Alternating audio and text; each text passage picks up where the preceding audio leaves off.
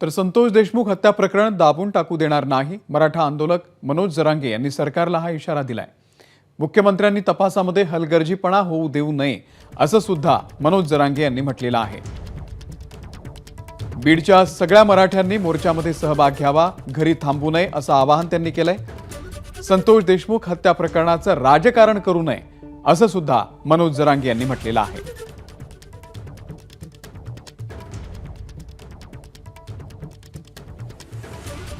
एवढ्या मोठ्या जनतेच्या वतीनं मोर्चा असल्यामुळं आज त्या संतोष भैया देशमुखांच्या लेखीनं हाक दिलेली की माझ्या बापाच्या न्यायासाठी सगळ्यांनी सहभागी व्हावं। माझी बीड जिल्ह्यातल्या सगळ्या बांधवांना, सगळ्या जनतेला सुद्धा आणि सगळ्या मराठ्यांना हात जोडून विनंती, एकानं पण घरी थांबू नका। तर सरकारला तर या मोर्चामुळे जाग येईलच, नाही आली तर त्यांना जाग मात्र आम्ही आता आणणार आहे। संतोष भैयाला न्याय दिल्याशिवाय एकही मराठा मागे हटणार नाही, एकही, आणि कोणाचा पण बाप आडवा येऊ दे, मॅटर मात्र संतोष भैया देशमुखांचा आम्ही दबू देत नाही, कोणी पण येऊ दे। जे जसं काढेल नाही एकमेकाचं राजकारणाचं, मग त्याला मात्र मराठ्याच्या रोषाला सामोरं जावं लागणार आहे। मराठी सोडणार नाहीत त्यांना।